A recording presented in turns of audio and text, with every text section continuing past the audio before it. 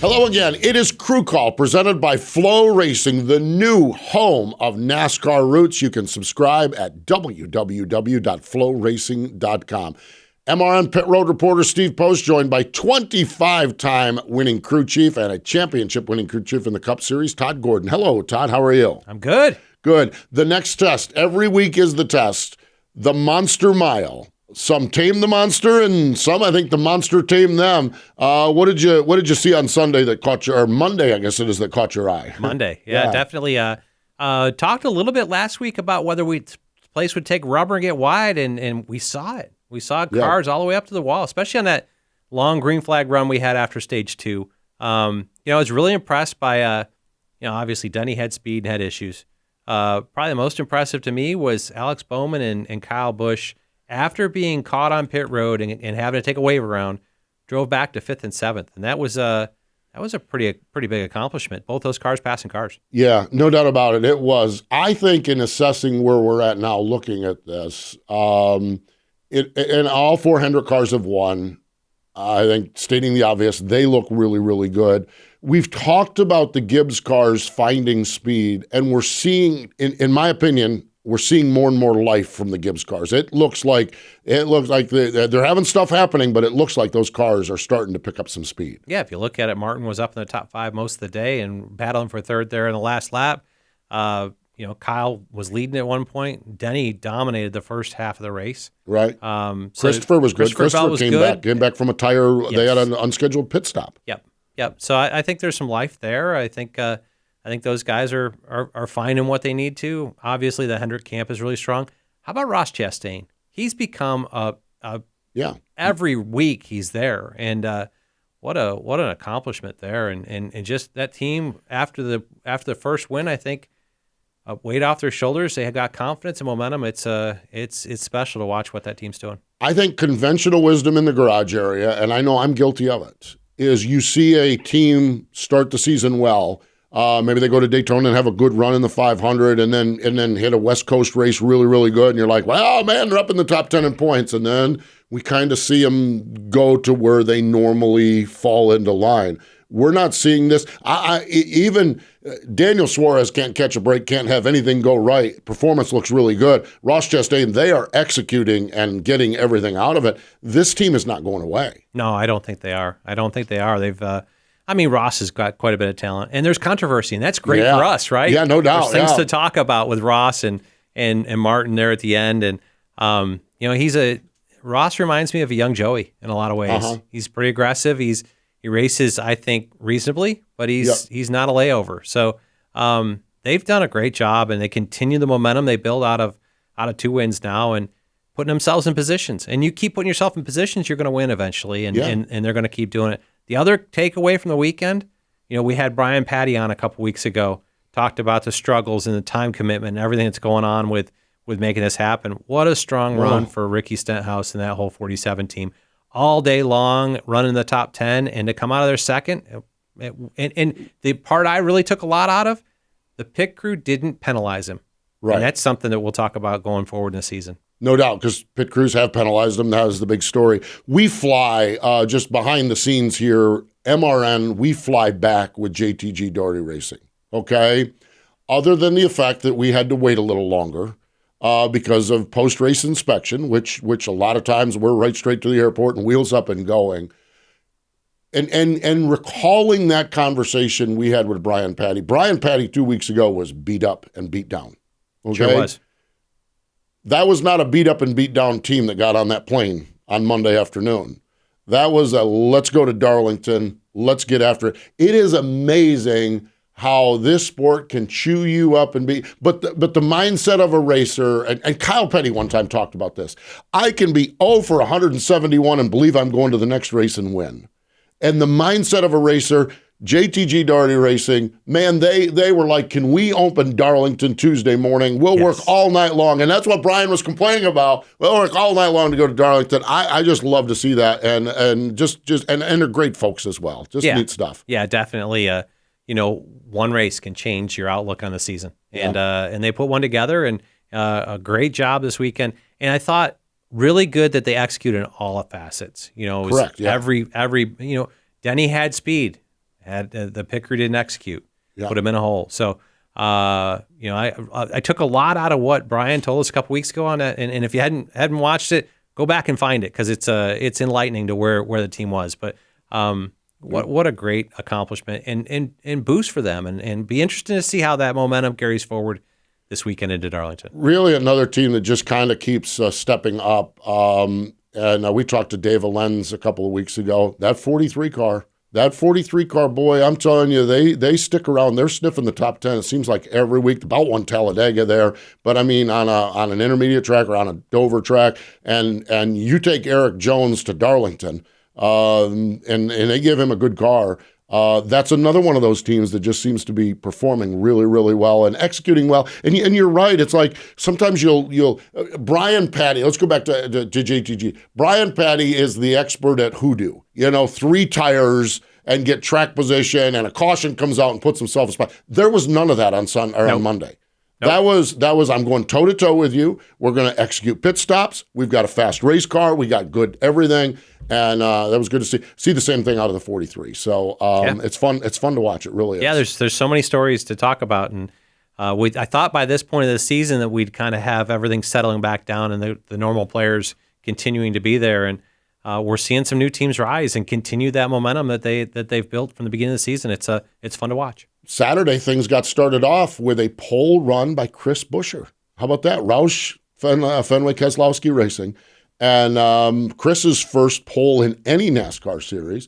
Honestly can say I didn't see that one coming. And then, again, performed all day long, staying in the top 10 all day long, coming away with an 8th place finish. Great job for that team. Yeah, definitely. And we'll get a chance to talk to Scott. Graves is going to be coming our up here. Guest. Yeah, the crew chief over there. Going to be interesting to get his take on a lot of things. Not only the Dover performance, forward to what Darlington is, but also what's kind of changed in the since Brad's been introduced here. So be fun to ask him those questions and see what the inside kind of scoop is from RFK Racing. I feel like Scott and Chris are definitely on the right trajectory to get themselves into the playoffs. Seem like they really are, that is for sure. And that is what we're going to do. We're going to talk to Scott Graves here today. So we're going to do that here in just a moment. I want to remind you to subscribe to Flow Racing, the new home of NASCAR roots. You can catch the Whelen Modifieds, the ARCA Menard Series, Pinty's, and NASCAR Weekly Racing all year long on flowracing.com. Subscribe today. Headline events this week are the ARCA E-Series from Nashville. We also have weekly racing from Autry Granby, Modifieds from up in Quebec. Oh, man, I love that. We have got Berlin, season openers at Jennerstown and Riverhead, Hickory, Langley, Florence Motor Speedway, Bowman Gray, Meridian, and Evergreen. Man, that'll line up. You can see a lot of racing. What you need to do is subscribe to Flow Racing. That's www.flowracing.com. Stay with us. Scott Graves, he joins us next.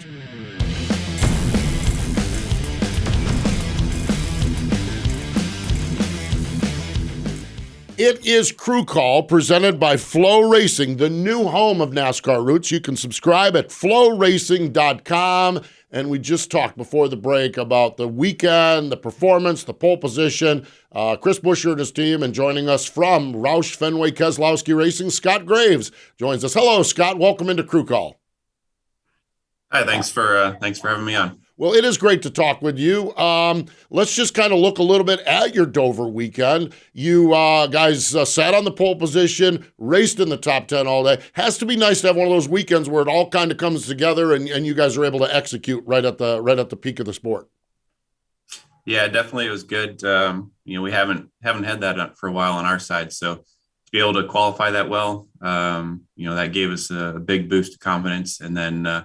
Followed up with a solid race. It wasn't quite as good as we wanted. We were really hoping to follow up with a win, but the fact that we were able to stay in the top 10 all day, we lost a little bit of track position, got back to the top 10. Definitely a good confidence building weekend for our team. Definitely, as you talk about, what did the transition from Sunday to Monday with the change there? What did that do to you? What did you have experience that was different on Monday than what you kind of expected to happen on Sunday? I think, Monday it started off pretty similar, but then as the sun came out, it started to warm up. We had a couple longer runs where we really got a lot of rubber down on the track. For us, it really started to get the car a little bit on the free side. especially with the long runs. It was interesting because there was a big balance shift, from the short run restart to what happened over a long run. We would kind of transition from a little tight initially to getting loose over a long run. So that's really what we had to work with the most throughout the day. Scott, you talked about a great start, a great car. You obviously, if you sit on the pole, you have a fast car. You have track position. Traditionally, racing with track position versus racing for track position. How does that impact the way that you guys were able to perform and how you call the race on Sunday into Monday? It is a little different, when you start up front. You're trying to think of how do I keep control of this? What do I have to do to stay up front to keep this position? And what moves do you have to make as a crew chief? And then, when you start in the back or you're trying to get the track position, you're always thinking of a little differently, like what move do I have to do here that I'm going to be able to steal from these guys? So it's a little different mindset. I think when you're up front with a good car, you have confidence, that you can control the race. See it like I said, it is a different approach between the two, but it was fun to be in that position. I'm sure it was. Yeah, definitely. It seems like, you talk about keeping track position. Part of that's keeping your car with good pace in it and having good balance with it. Part of that's executing on pit road. And we've seen that on several teams. How do you take away with the wheel situation we've had? It seems like you guys have been solid. I don't want to jinx you in that respect, but how do you kind of, as a team, take the philosophy of the risk and reward of the speed versus wheels coming off? It's tough, and that's maybe why we're not quite as fast right now. I think we're a little more conservative approach where, my guys are making sure they're checked off before they release the car. We actually did have came really close one race earlier in the year. I forget which track it was, but we dropped the car, and then Chris started to roll, but luckily the guys were on it and they were all waving to me, signaling, hey, we got an issue here. So I was able to tell him to stop, and Chris, stopped within a pit stall. No harm, no foul at that point, and we were able to tighten the lug nut all the way, and on we went. But it's a tough position right now. So there's so much going on pit road. You're looking down pit road to see if your car's clear, that you can send them. But then you're also trying to make sure that everything's tight, and you're looking at your changers and that they're all good. So there's a lot going on. And like I say, there's probably on our end, we're maybe giving up a little bit of time, just making sure that we're in a safe position at this point. Have you altered the pull the plug on the thing, stopping it? Have you guys altered protocol? One of the conversations, Justin Fiedler is one of the tire changers over at Petty GMS, and he does a great job explaining things. And he talked about maybe even a guy behind the pit wall able to stop, because you're busy, you're watching things. Have you guys worked on that protocol to be able to roll the car down or stop the momentum of a pit stop if you need to? Yeah, we've discussed a little bit about how to manage it. We haven't gone as far as specifically putting somebody behind to look specifically at that. Just kind of we're leaving it up to the positions, the jack man to verify that he's checking off. That all the guys in position are going to raise their hand if they have an issue. It's really hard for the changers themselves, because they're in the middle of trying to hit the lug nut, and a lot of times when it happens is they're pulling the tire off.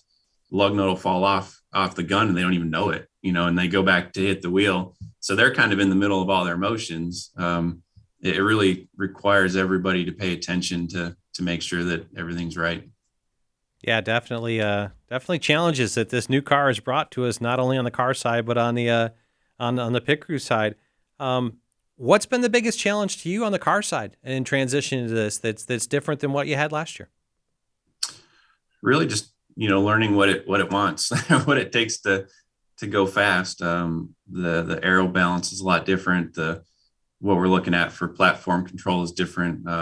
where we always used to have the splitter up front that was the most powerful thing on the old car and generating front downforce and keeping the platform. And now it's the diffuser, which is in the back of the car. So it's been a little bit of a change in mindset on our part. And then just figuring out, how aggressive do you need to be on that control? Does it mean that you go super stiff on the setup and, just try to lock it down? So it's all about that platform control of the diffuser, or does it still take some compliance in the setup to work on tire management and tire life? So really it's just trying to figure out all those parts and pieces. We got a rear bar in the car now that we can run every week, trying to figure out, do we want to use that or not? And so there's some learning on our end, and we're getting there. One of the things that this season brought you is a reunion with your driver, Chris Buescher. You guys had success back together in the Xfinity Series, won the championship in 2015. Getting back with Chris, is the communication like the proverbial riding a bike, and how was that, getting back with your old driver that you had success with in the past? Yeah, it picked up pretty quick. I mean, it worked side by side with him, here as a teammate for, sure. A couple of years while I was working with Newman on the 6 team. So, to talk a lot at that point. And for sure, once we got the opportunity to work together, I was really excited about that, just because we had a lot of success in the past. So we picked up pretty quick, and I feel like, that part of it's gone pretty well. And even with the team in general, just between the engineers and mechanics and everyone else, we all have a pretty good relationship going right now. So I feel like that part of it's pretty strong. Talk about changes in the offseason. Another one kind of came to us in ownership. Brad Keselowski coming over to drive the 6 car and a minority owner over there. I've worked with Brad in the past at Team Penske. Interested to see, what do you see in a change over there with Brad being there? I'm sure he's got some influence. For sure. There's a lot of things he offers as a driver and an owner. I feel like as a driver, he's offered some insight to, for like our short track program, what kind of things he always looked for as a driver, and some tracks where we had struggled in the past, like a Phoenix or a Richmond or places like that. And he gave some good insight to, hey, this is the kind of balance I think you really need to be looking for there. And it was probably different than what we had been targeting in the past. So, as a driver, he brings a lot of experience. And then as an owner, he brings a sense of urgency. Probably, he's got a different view, having been, with a different organization his whole career. He's got a different view of what makes a company successful or not. So he's bringing, a lot of ideas, a lot of energy, a sense of urgency, and driving some change within our company that's going to make us a better organization. You mentioned that sense of urgency. How do you balance? Jack has always talked about these things being big ships, getting them to turn, getting them to move. And yet Brad has a sense of urgency. Let's go now. How do you balance? You're kind of caught in the middle here. How do you balance that, Scott?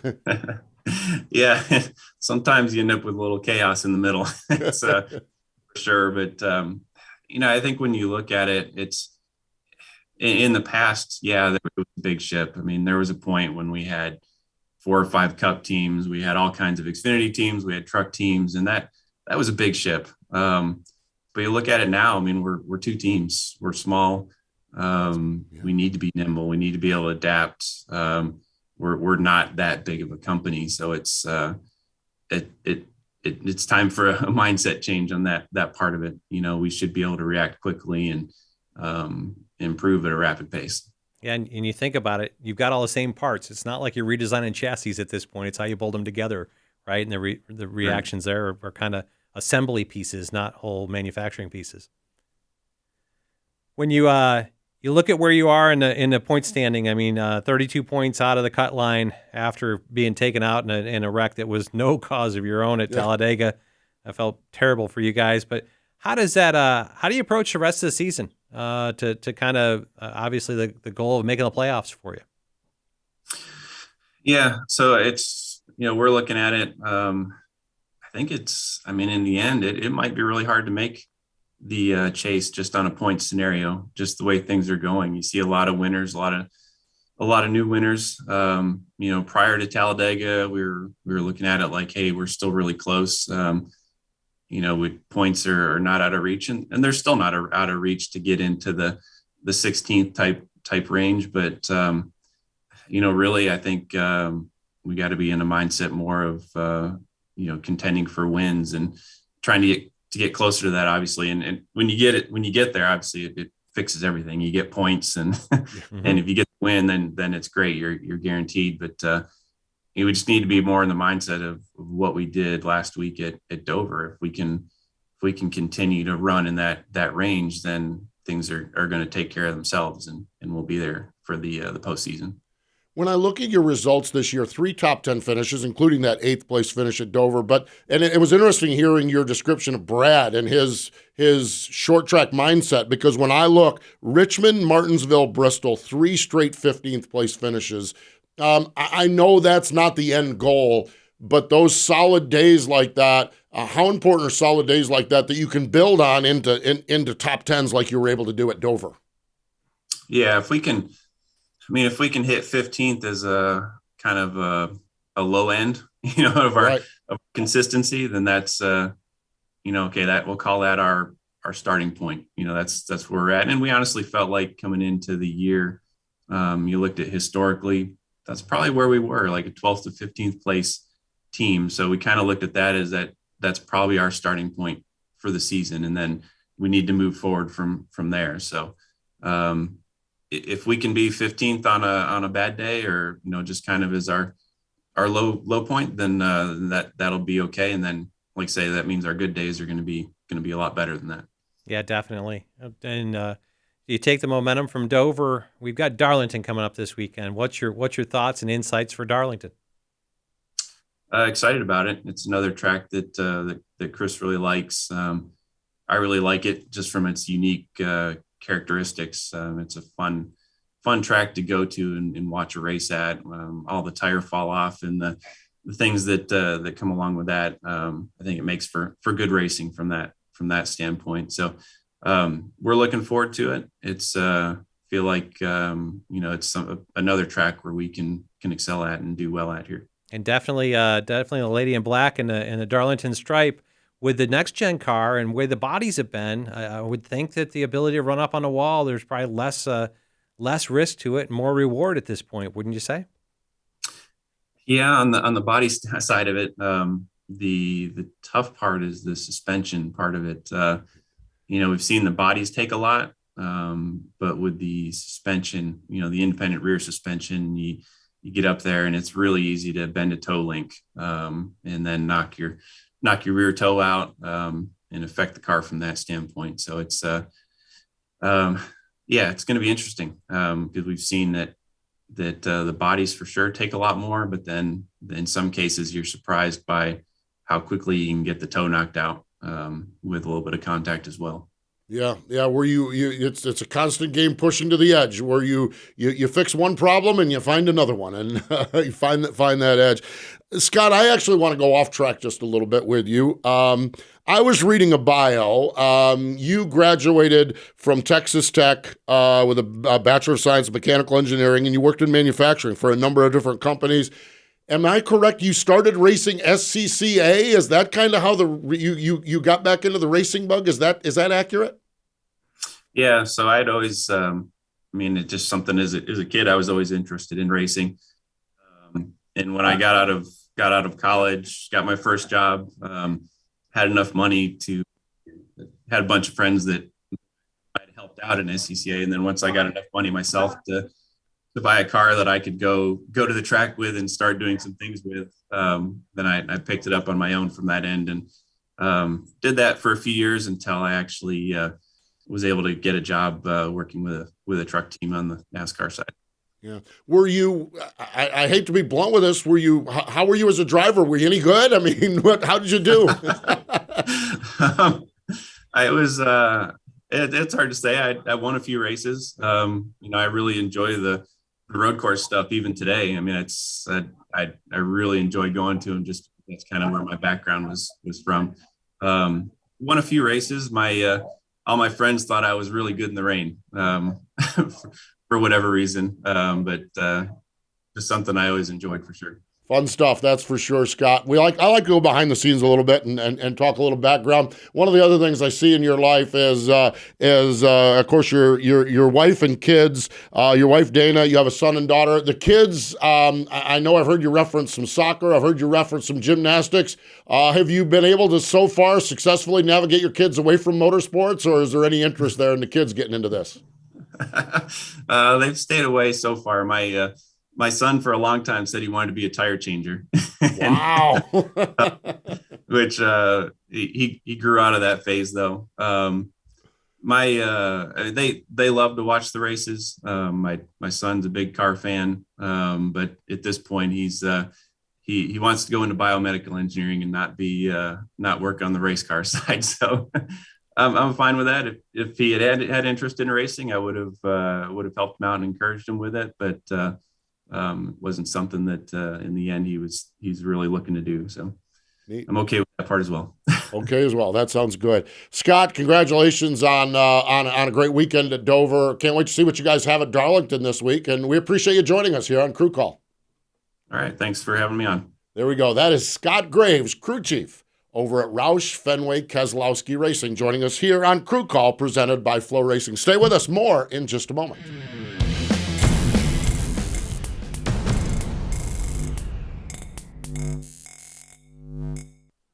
Welcome back. It is Crew Call presented by Flow Racing, the new home of NASCAR roots. You can subscribe at flowracing.com. Really enjoyed talking with Scott. He's one of those quieter guys in the garage area. He's just head down, working, getting the job done. It's good to see him have some success and putting some numbers up and doing a good job. Great catching up with him. Yeah, definitely. And you know, wanted to put this one together. It was a perfect timing for it. But looked at it when they made the transition last year, the crew chief swap between the 17 and 6. You saw performance come up in Chris's thing, and some of that's the back to the Xfinity days, but the relationship they had. But I think there's a lot of good things coming here from Scott and that group. And you talk about he's pretty quiet. I want to touch back on his thing as a driver. You know, I went through that too, but his cars were probably better than others because he's a crew chief. Yeah, there we go. See, exactly. He's a crew chief. He may have won races, but it's because his cars were better. Right? Cars were better. SCCA, running in the rain. And then kudos to him. Kid wants to be a biomedical engineer. That's I'm pushing everything in the right direction, including a program. That's good. Good life home balance as well. Sounds like so. Yeah.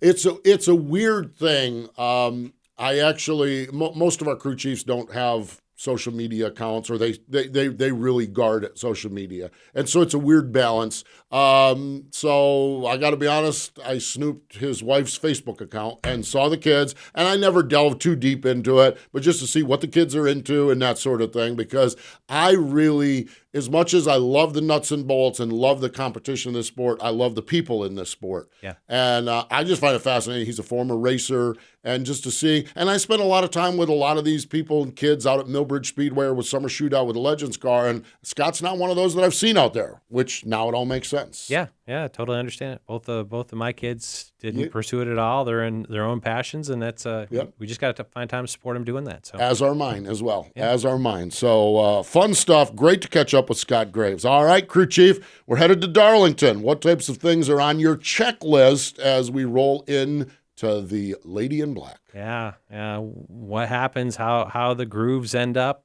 Talk to Scott a little bit about it. I figured the body's not getting up there and rubbing on the wall isn't going to pay the penalty that it did with the old cars, because it would push those steel wheel openings in. You'd lose tons of downforce. So you wanted to be right up against it, but you couldn't afford to be on it. That was a penalty. Doesn't seem to be a penalty for these cars if you just get close enough to brush it. Right. To what he's talked about, the toe links and the rear cambers, that's the other issue. But it'd be interesting to see how this car races around that place. We're back to low downforce, slip sliding around, and 3 and 4. We've seen that turn into two grooves where some guys will wrap right around the bottom, and some guys will go up and be right up on that wall. So I'm excited to see what the Lady in Black brings to us. I love this old wore out racetrack, racing that we have. And like he said, if a guy comes down and gets tires and a caution comes out a lap and a half later, he's coming back for tires if he's got enough to put onto the race. We're going to be busy on pit road, that's for sure, calling pit stops. And really, this is going to, again, test the pit crews, test all of those. When you have 4 pit stops in a race versus 8 or 10 pit stops in a race, that's more challenges we're going to have on pit road as well. And I hope I didn't jinx him with asking about the pit crew stuff, but really cool to get Scott's takeaway on maybe not looking for that last half a tenth this time in the pit stops to make sure that you're in a good position and what's worked out for them. Yeah, and it has worked out for them. And as we talked about it at Dover, they never gave it away on pit road. They maintained on pit road, worked on the car, kept the car going forward, and did a nice job. So fun stuff for sure. Darlington, one of my favorite weekends. I love going to Darlington. I love the race. Motor Racing Network, we're going to be on the parade. We're going to be slinging candy kids on a parade on Saturday night. Yep. So it's going to be fun. And I mentioned it with Flow Racing. Might sneak down to Florence Motor Speedway on Saturday night as well. They've got NASCAR Weekly Racing Series. So, and who just doesn't love Darlington? And on top of that, Throwback Weekend. Throwback Weekend, man. So many paint schemes you get to talk about. Oh, dude. Okay, you got me started on this one. I'm going way off the reservation, but I think the thing about Throwback Weekend is when they touch you personally. I mean, I think we have Wrangler number 3s and we have Valvoline number 6s. We have some of them that are mainstays every year, but then when you have it, Stuart Friesen is a throwback to a racer by the name of Jumpin' Jack Johnson. Oh yeah, ran modifieds, from up in upstate New York. And Jumpin' Jack raced at Fonda primarily. I was at 5 Mile Point, is where I grew up as a kid. But when you heard that Fonda rained out, you knew that right about hot lap times, you'd see that orange number 12 come in, and you knew probably by the end of the night he was taking the money and headed back to Fonda. And he came down and ran with us. And when they announced that one, I'm like, I may have a new all-time favorite. When you go, it touches you personally. Yeah. That's the beauty of Throwback Weekend. There are some great paint schemes. There's an old Mark Martin original paint scheme that Brett Moffitt is doing. There's nods to crew chiefs, and there's nods of Bill McAnally, a nod to Bill McAnally in a late model car that he started racing in. And then we have the big ones that everyone talks about. And I think it's fun. It is a fun weekend. It's cool when they can go off stream and there's a story behind it. And that's what really is cool there, that you can talk about that story of Jumpin' Jack and where it came from. And, we got to run a paint scheme with Ryan that went back to his late model. His late model heritage, and that it's a story, right? It's not just a paint scheme, and that's what's cool about some of the stuff is that it's cool to identify the traditional paint schemes that you've seen. Absolutely, when you get a Richard Petty throwback that's iconic, right? But the stories behind them are sometimes just as interesting as paint schemes. All part of a fun weekend, and Motor Racing Network will be there all weekend. We start Friday night, 7 o'clock, the Dead On Tools 200 for the NASCAR Camping World Truck Series. On Saturday morning, 10:30, NASCAR Cup Series practice and qualifying. If you're not in the habit of listening to our coverage of practice and qualifying, we'd love to have you do it. Really, really enjoying. We have a lot of time with a lot of drivers during this show. And so I think it'll be Dylan Walsh and I on pit road, and we really roll up our sleeves and get into it. Our practice and qualifying show, I'm just going to say it. I think we do a really good job with it, and I feel accurate saying I'd love to have you tune in on Saturday morning at 10:30. 1 o'clock, the Mahindra Roxor 200 NASCAR Xfinity Series race, and on Sunday at 2:30, the Goodyear 400 NASCAR Cup Series race. Throwback weekend, celebrate Mother's Day. Take care of mom, get lunch out of the way, invite mom over to the house, cook out, watch some NASCAR racing, and have a really, really good time. Or join us in Darlington. A few seats are still available as well. So fun show, that's for sure. Yeah, great, thanks. There we go. He is Todd Gordon. I am Steve Post, and we appreciate you joining us here on Crew Call, presented by Flow Racing, the new home of NASCAR Roots. You can subscribe at www.flowracing.com.